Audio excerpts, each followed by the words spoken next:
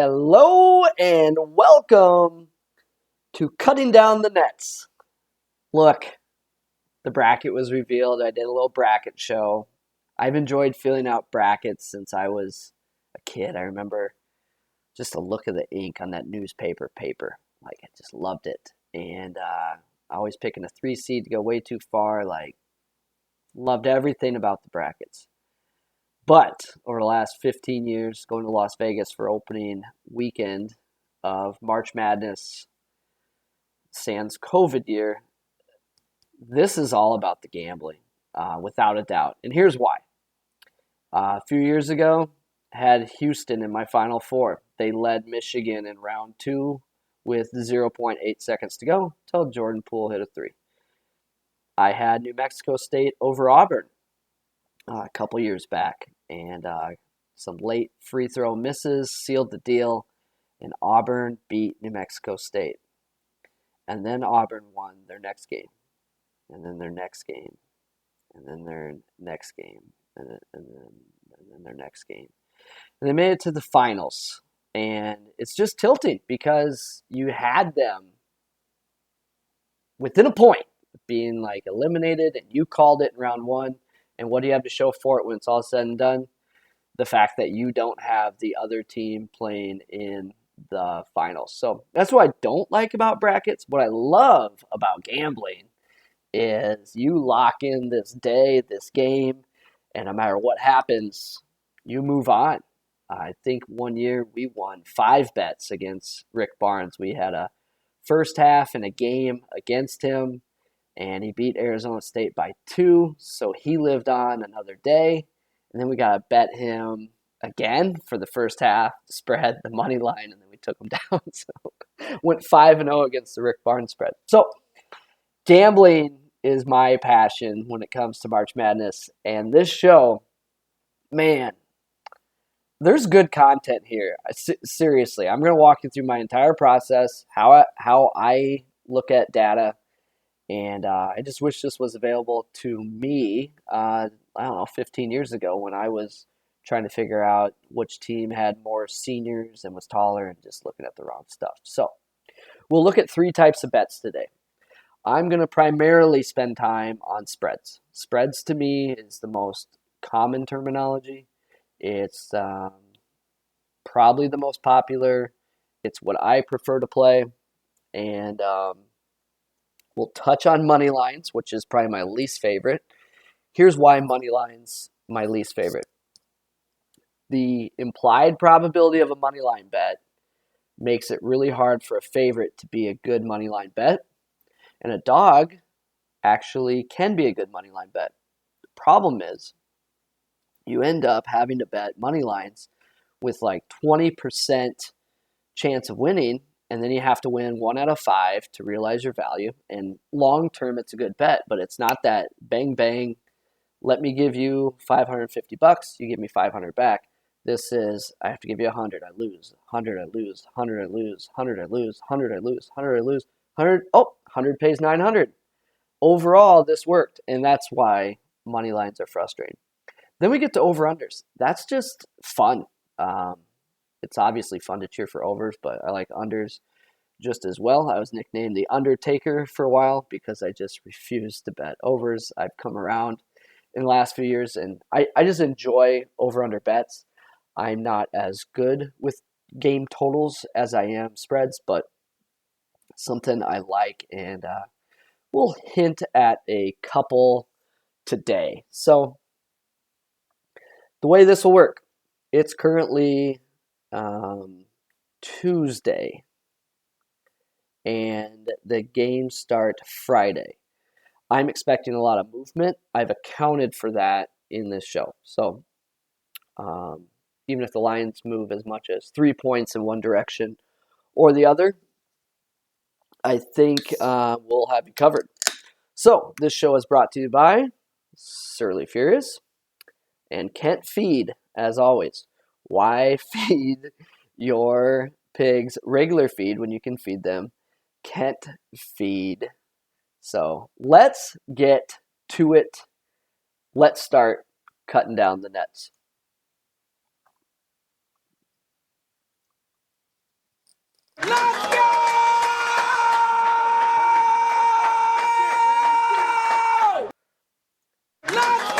That was Coach Matthew Driscoll of North Florida. They are not in the tournament this year, but you're going to be hearing plenty from Coach Driscoll on this show.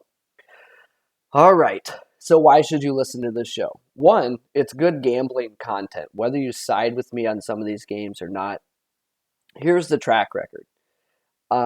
If you look at the pinned video, it kind of walks through what adjusted efficiencies are, how they're calculated, how I use them to predict games, and it's something that I will do all season long, but it performs best in March Madness. And the reason being, you have no home court, you have clear injury reporting, and you have a season's worth of data. The more data, the better. So at this point in the year, we're getting the most data we possibly can. So have I been using this for 10 plus years? No. But the beauty of this is it's extremely easy to back test. So while I've been using it 3 or 4 years, I have back tested for 10. That 59.5 is blindly betting the median number that I come up with, where when we dial it in and hone in on a couple key data points, that number actually goes up. And that's against the spread. That's not like 159% of the games. That's winning 60% against the spread, which is elite.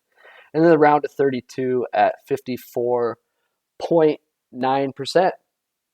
This shiz works, man. I love it. So we're going to go through 16 games, spending primarily time on point spreads, a little bit on money lines, and I'll highlight any over-unders that stood out to me that I want to splash. Game number 1 is 7-10 game of Florida versus Virginia Tech. Current price I have is a pick'em, meaning there is no favorite in this game at this time, and the total is 135.5. When you see a graph like this is a distribution plot, and what I've done is for every game I've simulated 10,000 times. These are the outcomes that had Florida winning, where the score was in Florida's favor, and on the right side of that line is Virginia Tech's. So overall, we have Virginia Tech winning a higher percent of the games. Let's see what percent that is. So this line is currently at 0. I have Virginia Tech winning 60.4% of the time, and Florida winning 39.6% of the time. These other spreads are what-if scenarios. If the line moved to Florida -3, and I was able to bet Florida -3, I see that winning 31% of the time. But if it moved to -3 and I could get Virginia Tech at +3, I see that covering 68.6% of the time. So this should be evergreen content all the way till tip, because even if the line moves one way or the other, it shows you what percent of the time that my data has this covering. Okay, so those are spreads. That's where we'll spend the bulk of our time. Underneath each team is their money line edge or lack thereof. So the win probability for Florida is 39.64. This is a negative edge at -110 money line. Virginia Tech, with a 60% win probability at -110 money line, has a 15% edge. The other information here is if you had a $5,000 bankroll, some would say you bet your edge, 15% of your bankroll on that particular situation. Others say to do a fraction of that, typically a quarter. It's called Kelly criterion. So a quarter Kelly would be 3.8% of $5,000. So if you're trying to scale a bet with a bankroll of that and an edge like this, suggesting around a $200 money line bet. I'll let you figure out how to manage your money, and that's the last of the detail I'll go into on money line bets. Earlier I mentioned I don't love them. They usually favor underdogs, and they take a while to realize that outcome. Okay, totals in the bottom right of each of these team pages. This current total is 135.5, and I see that a little bit higher. Virginia Tech's offense will go through Keve Aluma, who is a very athletic post player.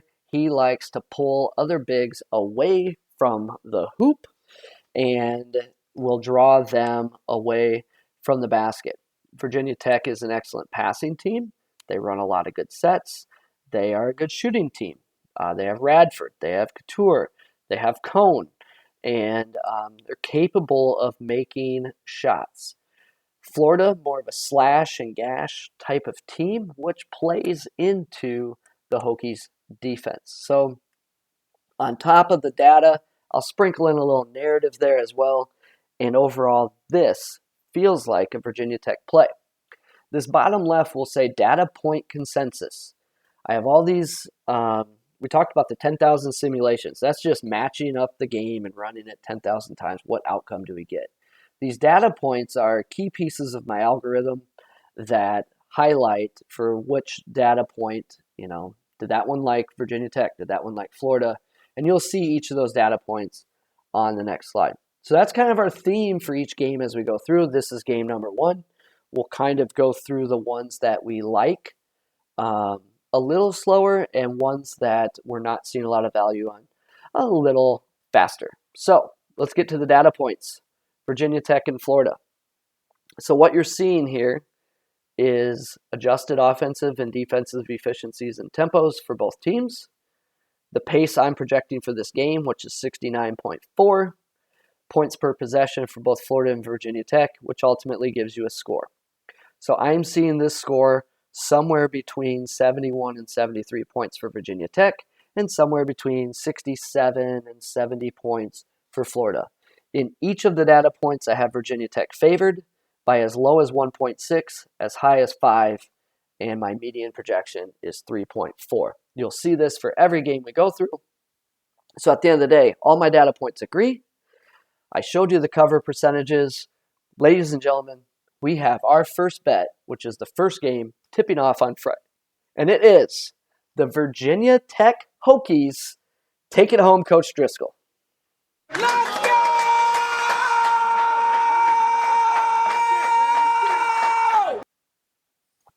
Nothing better than sweating a 9:15 Vegas tip on the first day of March Madness. Oh, it's a great feeling.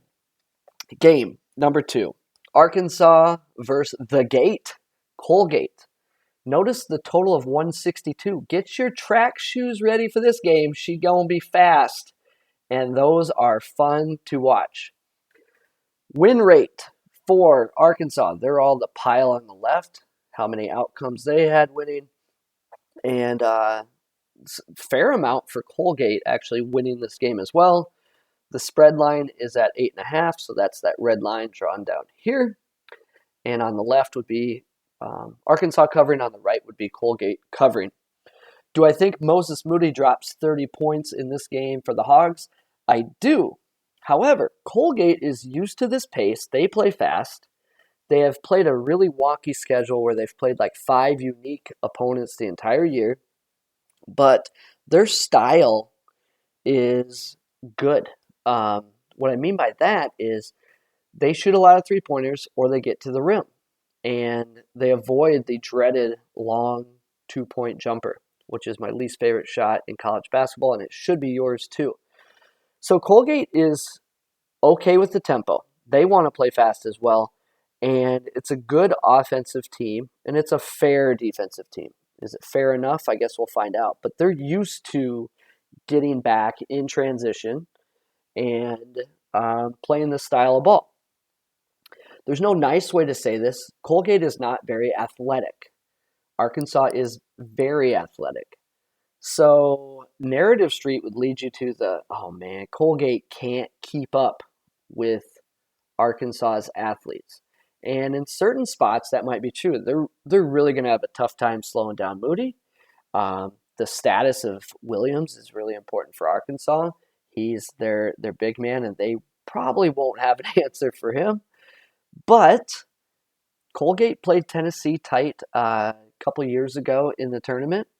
Colgate has the profile of a team that you'd like to see hang tight, which is shoot a lot of threes, be able to score the basketball, which can be a big detriment to mid-majors. So there is some life in Colgate.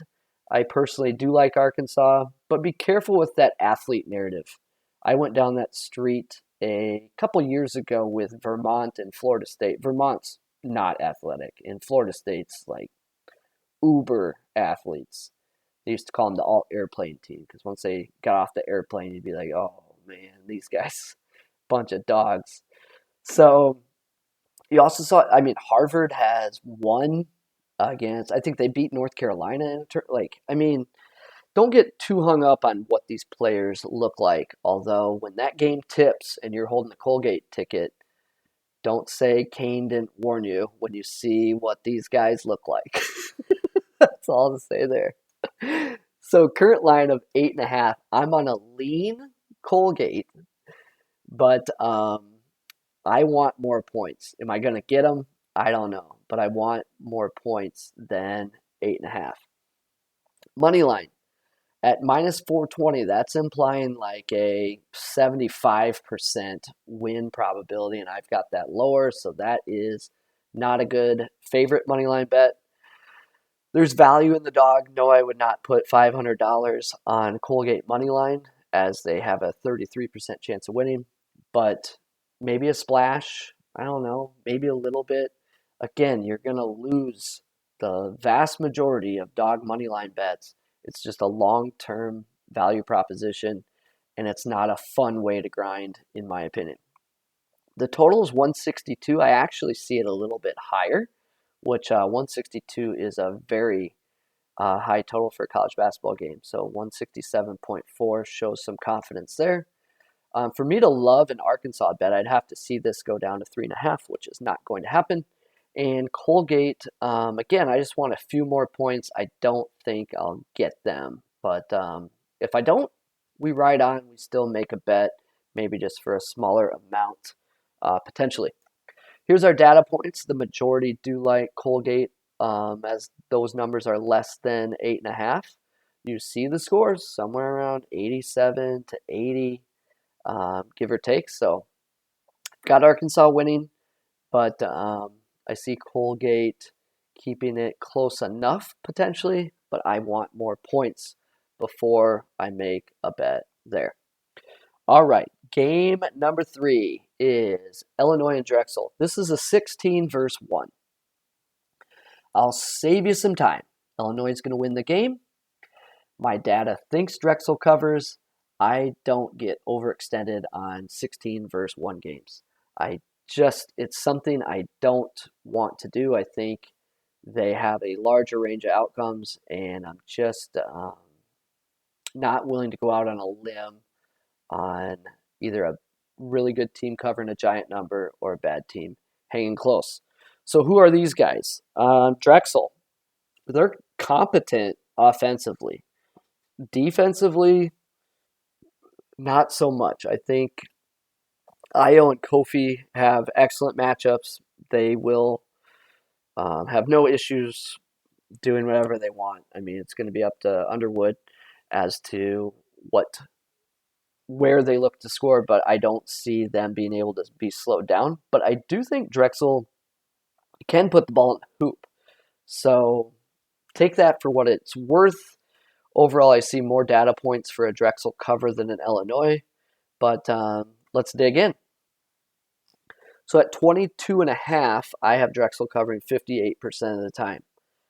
Let me ask you a question, though. This is what my brother would ask me as I am telling him, hey, we might bet Drexel. He would say, how are you going to feel holding that ticket if you're even up at halftime? Like, I mean, better than being down, but still not like safe or anything like that. And that's kind of the point. Like, at any point, Illinois goes on a 15-2 run or a 17-5 run or something like that. And happens a couple times during the game, and you just watch it bleed. I had a North Dakota State dog bet against Duke a couple years back, and like I think North Dakota State led at half, and it was a sweat the entire time because in just 8 minutes, like poof, there it goes, back to 18-point lead, and you're holding a ticket like this. So if I get it to like 24, I listed here, I'd be okay with that. And then I see the total being pretty close. So here are the data points. I think 22 is a bit inflated. but with a team like Illinois, I fear what's going to happen. And the pace is not crazy. I'm seeing like 68 to 69 possessions. I think that's what's keeping my numbers in check for Drexel able to cover that number. If it got into like 75 possessions, that's where the more opportunities Illinois has to exert its point per possession authority over Drexel, the better for Illinois bettors. So we will see what happens. I would call that a Drexel lean at best right now. Next game, we have Texas Tech, coached by probably, I don't want to say my favorite coach in all of college basketball, but it's dang close.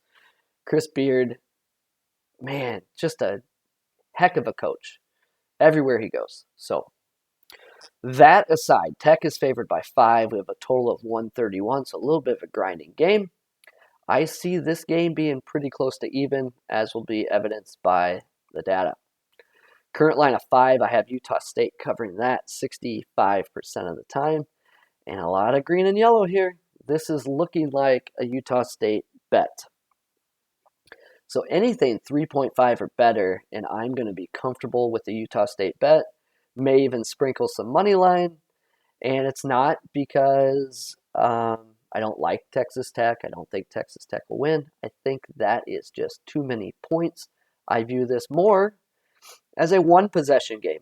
Data points showing 1 point, 2 points, 2.8, 1, basically 0. So to be able to get nearly 2 possessions is a big bonus for me, especially in a game with a total of 131.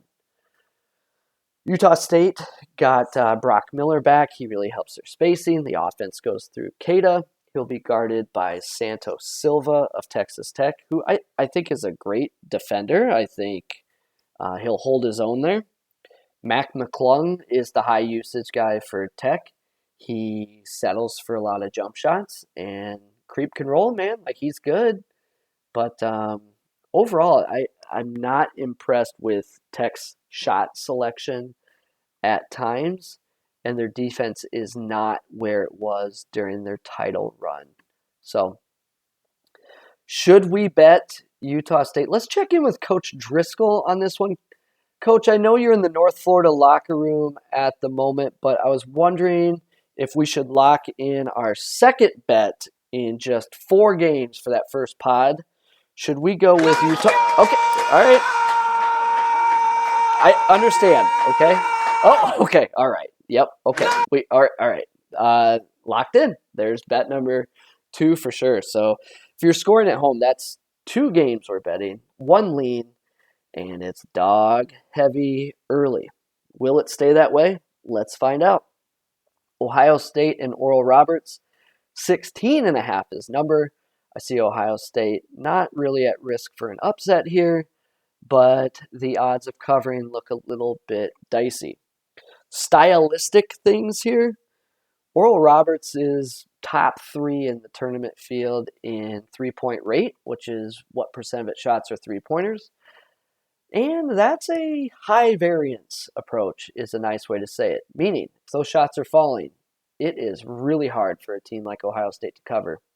And if they are not, obviously, it's a much easier situation. So, looking at our data at 16.5, which is our number in the middle, I give Oral Roberts a 54% chance of covering that number. I want more points, which, I mean, that's going to be the story with anything, right? Like, well, yeah, this bet's fine. I just wish I had a few more points. No different here. Again, you see some value in a money line bet on Oral Roberts, but at a 20% chance of occurring, you need a lot of these, and you need to suffer some losses through the years to be able to realize that edge. I have witnessed a Florida Gulf Coast money line bet win, not my own, but my brother's, and then also hit Mercer a year later. So 2 fantastic large money line bets. We'll have to talk about which ones we're hitting this year. Total, I've got higher. You know, I like to cheer for points. Ohio State's defense has been suspect, and Kyle Young may miss the game as well, which I think only helps the situation. And again, with that high rate of 3-point shots, I like the um, potential for points here. So data is a little bit mixed, so not a strong play either way. These 4 data points like Ohio State, and the green ones like Oral Roberts. So we'll monitor that spread and see if we can't squeeze a little bit out of the Oral Roberts and get that maybe at like a 17.5 would be nice, but not likely. Next up, a 1 seed versus 16. So we will go through it quickly, but you are going to notice that my numbers and my opinion in this game are far different than the markets, and I will be able to explain why. Okay, so I do see Baylor winning, and I see Baylor with very little chance of covering compared to Hartford. Why? So here's the percentages. I see Hartford covering pretty much any number you can throw at me greater than 20. Technically, a edge from a money line standpoint, I would not bet, nor will I consider a Hartford money line bet. I don't see any value in the total. So why am I in on Hartford?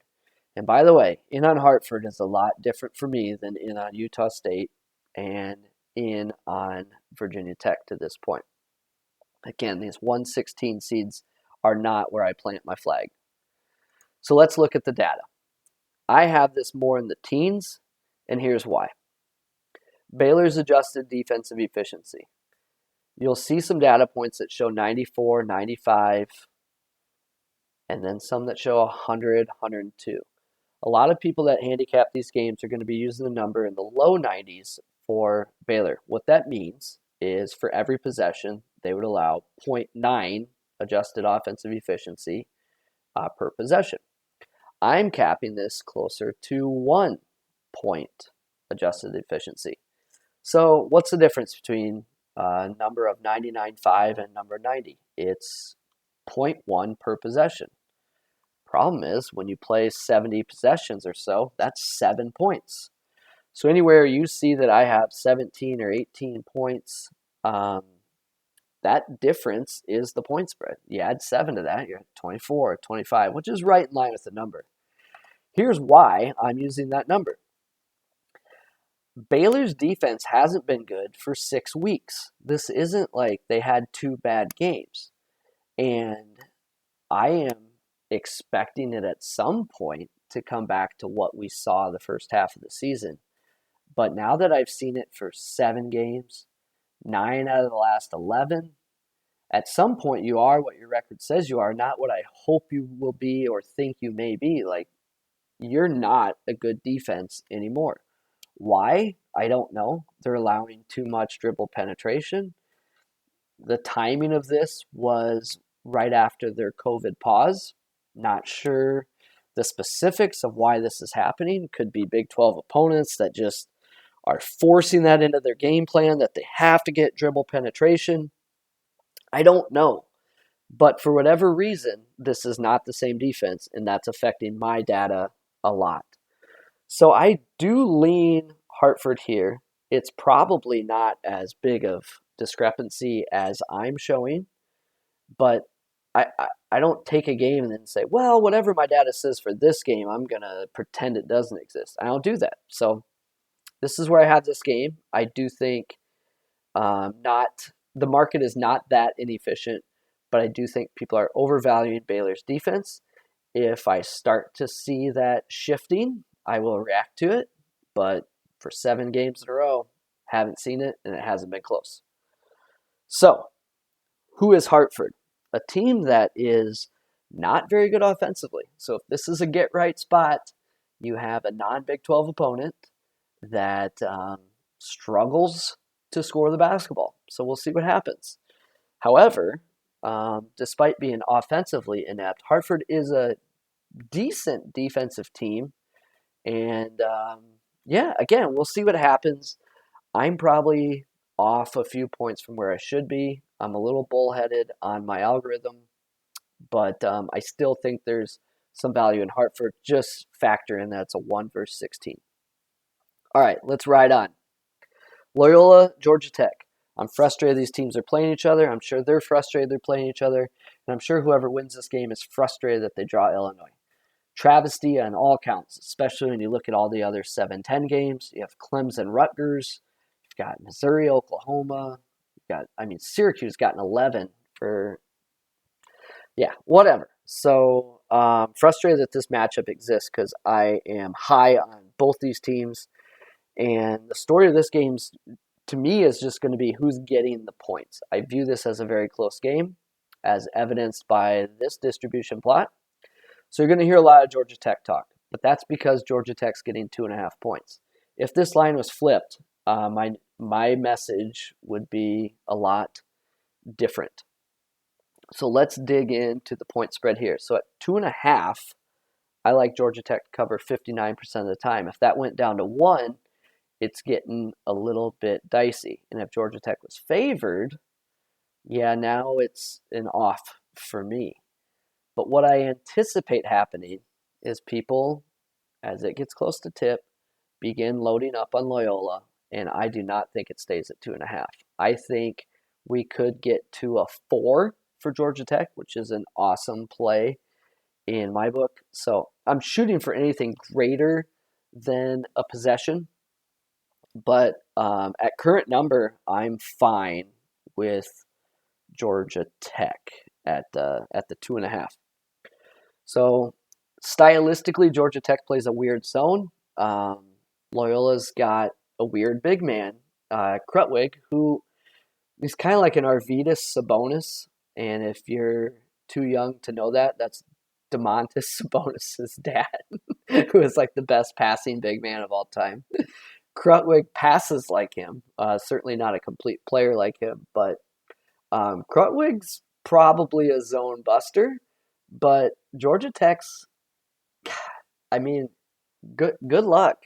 If Krutwig gets in foul trouble, this game's over.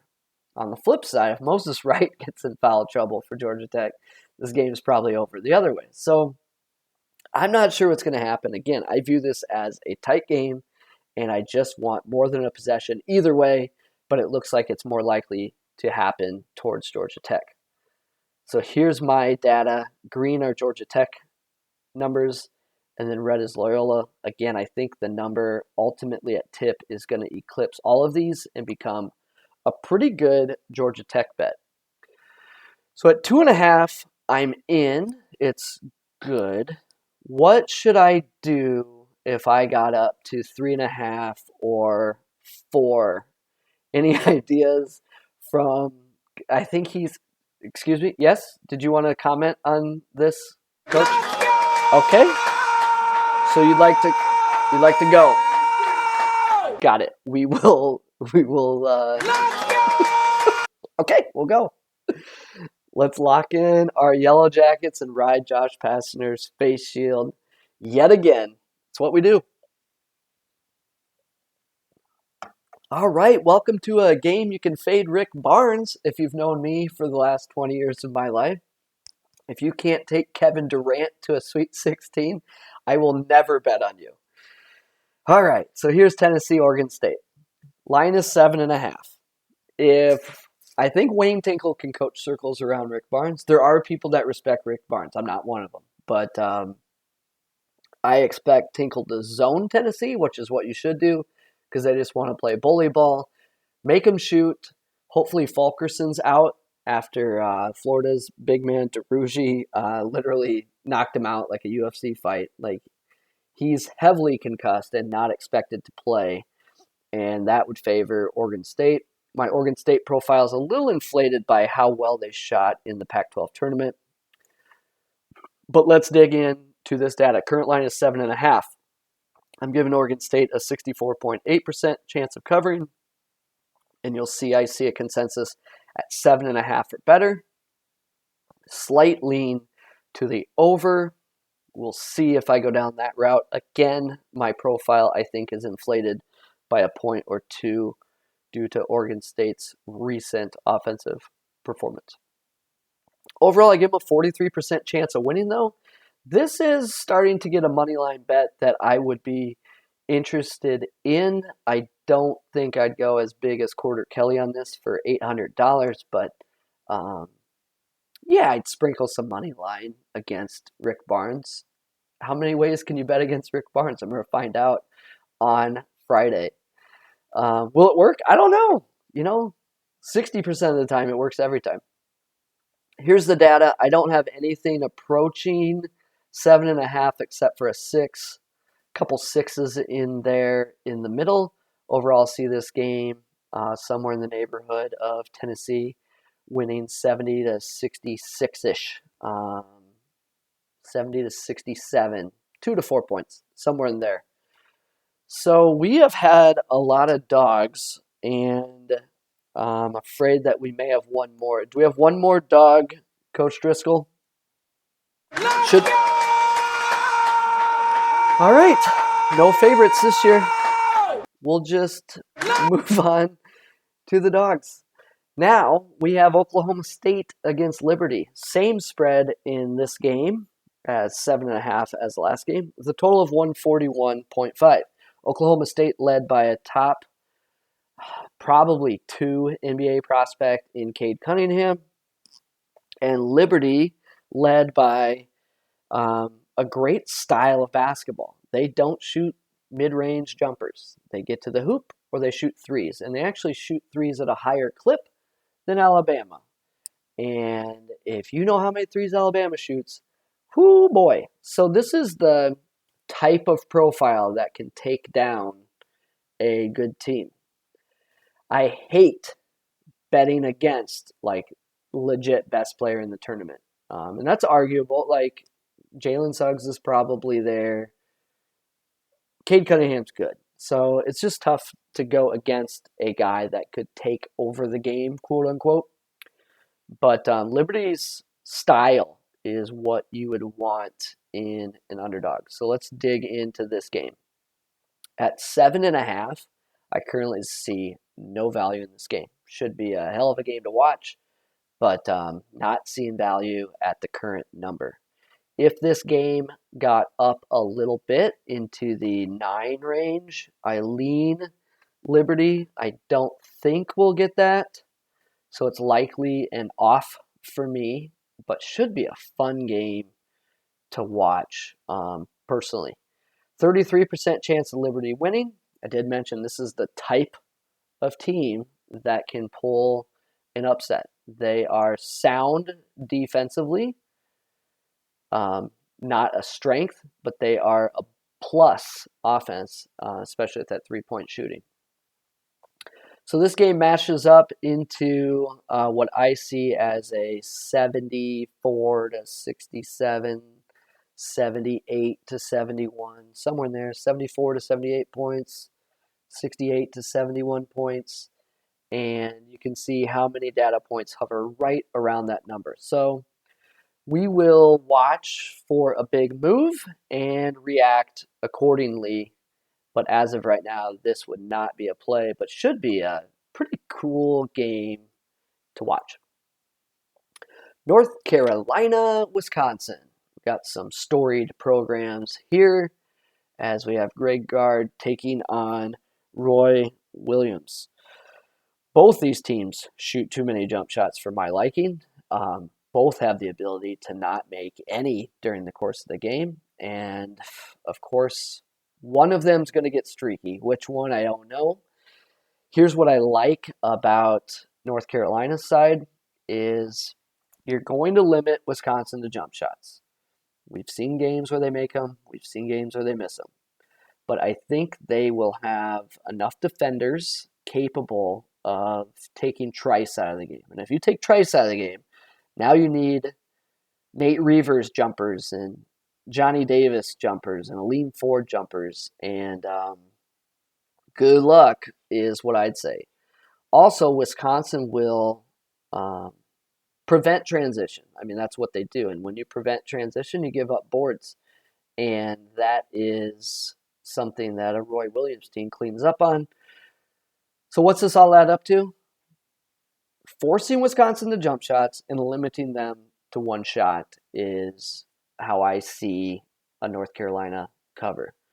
Coincidentally, the same recipe would work for Wisconsin on forcing North Carolina into jump shots and limiting their possession, as Wisconsin is a strong defensive rebounding team, taking away one of North Carolina's strengths.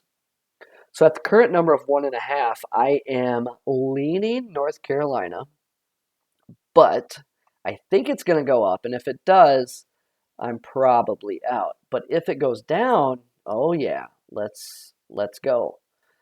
So total, I've got it a little under, but with jump shooting teams, that's going to have some variance to it. So what do the spreads look like?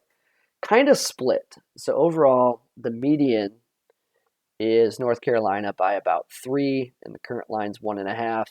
But you can see some data points favoring Wisconsin, either coming very close or within that 1.5. So you'll hear me say this a lot, but if I could somehow get to where this is more than a possession, which I don't think is going to happen, then it's a fantastic bet, but not likely. But at the current number, do we finally have a team that's not an underdog that I'm willing to play? I mentioned the narrative. I'll write it. What do you think about the narrative, Coach Driscoll? Okay, so he's buying into it too. You limit Wisconsin to one shot. You take away Trice. I don't know. Nate Reavers and Johnny Davis jumpers to take down North Carolina? Yeah, I don't think so. All right. Next up is a 2:15 game. Houston, I see with very little chance of losing this game. And the spread is a little more split. Current number at 20.5. I'm a lean on Houston. If I can get anything less than that, that would be fantastic. I don't know if that will happen. I hope people get scared away by the big number and we can get something a little lighter to tip. I also have this game going under, with the risk being Cleveland State gets to the foul line at a pretty good clip, but they want to get to the rim, and that's Houston just doesn't allow that. They pack it in. Uber athletic guards, Dejan Giroux, there's a name that you will want to remember. That's a all-around guard for Houston that is kind of a do-everything player. In their conference final, I was watching it with my son, and Dejan Giroux got tangled up under it's almost like a stats table or something, and the apron of the table got caught on his foot, and he ran all the way back the length of the court, dragging this table, like kind of like you have toilet paper stuck to your shoe, only it was like a 15-foot long table apron. I don't know. It was hilarious. My son had me rewind it like 100 times. So there's that. Data points are split on this game. Okay, so again, if this 20 or 20.5 goes down to even 19.5, I think we're going to lock and load. 18.5, it would be fire the cannons. And really at that point, what are we talking about in terms of value? So is this a game as I'm walking to the window that the bet goes up each minute I have to wait? I think so. And this will likely be a Houston bet. So it's not all dogs. All right, next game, Purdue, North Texas. I did not grow up on a farm, and I have not seen two pigs have sex, but if I had, it would probably look like Purdue playing North Texas in basketball. This game's going to be gross. I mean, two good coaches, totals 126.5. I don't see much value in it. If it goes down enough, I lean Purdue. If it goes up enough and I get enough points, I'm fine with North Texas. But this is going to be pig effing tastic. 7.5 point spread. Most data points are within a point or two of that. There's a couple favoring Purdue here. I believe the kids call it a rock fight, and I'd say just watch the game and not bet on it, but I'm not going to watch that game, I don't think. So Probably on True TV, if you ask me. All right, moving on to the next rock fight. We have Clemson and Rutgers. This will also be two pigs having sex outside in the at your farm. So Clemson and Rutgers, total 126. These are two, I don't know, physical isn't even the right word, more like sloppy and aggressive, but not skilled. I don't know. Both have some people that are capable of getting hot. I think Clemson has one or two in Sims, and yeah, I'll probably stop with Sims. And Geo Baker can take over a game. Ron Harper could before he got fat. I don't know, man. This game's gross. So let's dig into the spreads. So at 1.5, I have Clemson covering 60% of the time. So let's just hope that this line somehow climbs, which sometimes that happens, just where the favorite gets bet up a little more. I just want more points. You're going to hear me say that all the time. And it's not out of the realm of possibility. These things move a lot the day of the game and the night before the game. It's shocking. So you need to have a plan if you're betting late and be prepared to react accordingly. I mentioned it's going to be ugly. I actually see the score being a little less than that. And again, just give me one or two possessions of dog points and I'll take either side. Projecting 63, 62, 60, just gross. I mean, keep in mind that Colgate, Arkansas game, that was like 87-80 or something like that. Think of how fun that is, and then watch these teams get that, haven't made a field goal in X amount of minutes ready. But at the end of the day, ugly teams cover two, and I am taking the points with Clemson. So can we only win pretty games or can we win ugly games too, Coach Driscoll? I just don't know if I should bet on Clemson. Should it? Okay, that's fair. All right, I'm in. All right, only a couple games left. So hang in there. If you're going to bet 16 games, what's an hour of research? San Diego State -3 against Syracuse. Here's the story. Syracuse has its zone, and I hate it because people can't figure it out unless you play against it all the time. San Diego State has from what I'm reading, a coach very capable of game planning, and they've done well against zones this year. There's a few zones in their conference. The problem is the teams that play those zones are shit. Like Air Force's zone is not Syracuse's zone. So I like San Diego State's profile. I don't love the current number, but I think I'm going to get a better number, and we'll just have to wait and see. But it is really hard to go against the Syracuse zone in the tournament, whether I like to admit it or not. That's me growing up as a person and not fighting it every year and lighting money on fire and say Syracuse sucks. They won one game away from the Carrier Dome or whatever it may be. At some point, just take your medicine. So this is what it looks like to me. I've got San Diego State just accounting for offensive and defensive efficiencies. Again, that Syracuse zone is a problem, and I'm going to acknowledge that. But if I got a lighter number here, I would be willing to go there. But as of right now, I would call it a lean San Diego State with hopes of a shrinking number. 2 games left. West Virginia Mountaineers against Moorhead State. That's what she said. 138 is the total there. You can see the win rate for West Virginia, cover rate, pretty even. So let's dig in to this game. At 12.5, I don't see value on either side for the most part. If it went down, I'm in on West Virginia. I don't anticipate that happening. All depends on if the talking heads kind of pump up Moorhead or something like that, and I have not heard much buzz so far on that.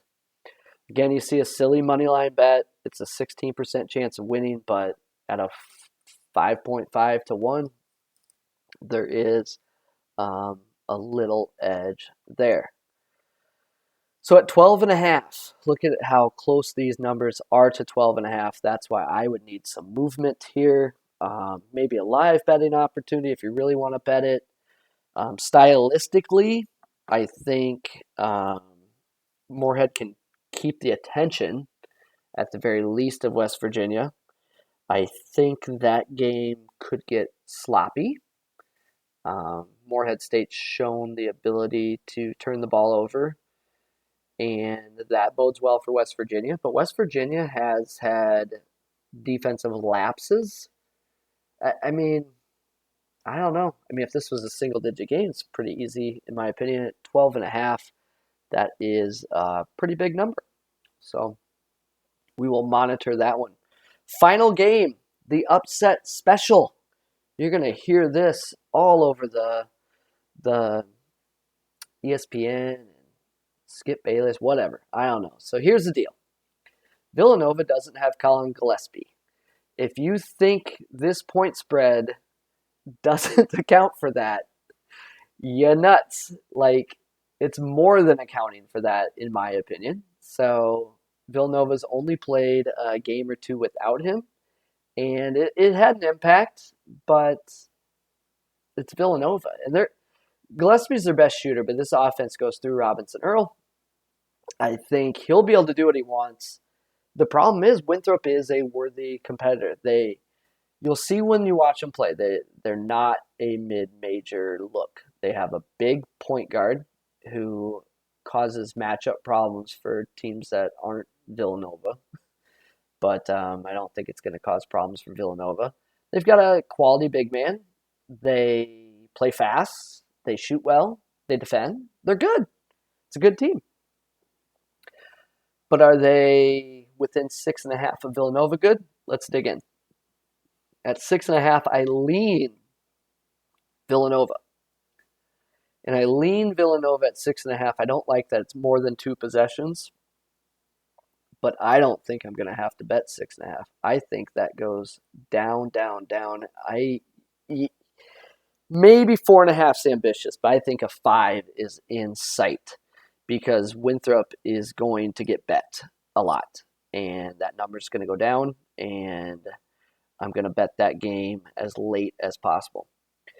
Situation like Kentucky, Wofford a few years ago, it opened at like 7 or 8 or something like that. Just down, down, down, down, down, and closed somewhere in 3.5 to 4.5 or something like that. Like it moved an insane amount of points. And Kentucky won by 5. So if you got in early, you won your Wofford bet. And if you got in late, you won your Kentucky bet. And I am looking to slide in that window at the end if it does what I'm expecting. If it does not, I don't see the line getting high enough for me wanting to go Winthrop. This is my way of saying I personally feel this is a sucker bet if you're going with Winthrop, but I do understand that this team is different without Colin Gillespie. So take that for what it's worth. Total 143, I see it a tad bit higher. Villanova doesn't want to run with Winthrop, but I don't know. Jay Wright can coach. The data tells me closer to 150. It's not like Villanova's Wisconsin. So they'll play with them. 70 possessions is what I'm seeing, and a score in the mid-70s to high 60s. When you're talking 6.5 versus 8.5 or 9, I mean, you're talking about a bucket. Like you could be leading by 9 with 3 seconds left and not cover that spread. That's why I'm hoping for something less. But overall, I am going to fade the chalky, trendy Cinderella here and take Villanova. Is that a good decision, Coach Driscoll? Or should we be... Oh, okay.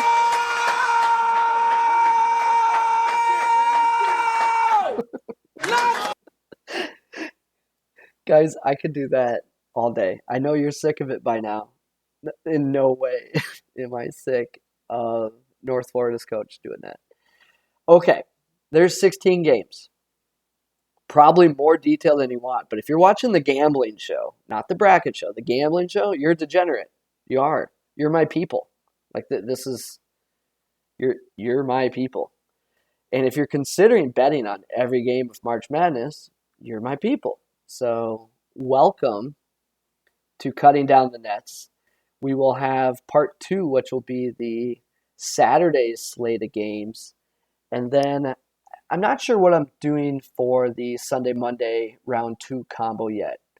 Either a preview showing you kind of some ranges of spreads or a straight up live from Vegas. I could go outside, maybe sit next to the homeless heroin addicts, maybe get a hot take, something like that. Best take I ever got in Las Vegas, long before I built an algorithm, was a cab driver saying Virginia Commonwealth is the lock of the tournament versus Duke. And it was like, I remember thinking like, yeah, right, that line's only 6. I can't even believe that. And Virginia Commonwealth won their first of many Virginia Commonwealth games. And that wasn't even during the big run. That was their first step into the spotlight. So we're here, man. Last year was pit of misery. So it is great to be back. There's 16 games. I think I ended up on 5 to 6 underdogs. There's probably 3 to 4 favorites in there. We'll see how the lines move. Maybe add some more bets. At the end of the day, I don't sit out games too much. I just scale the bet amount down. So I like the action. It's my favorite time of year, bar none. Thanks for stopping by, Cutting Down the Nets. We'll see you at the next show.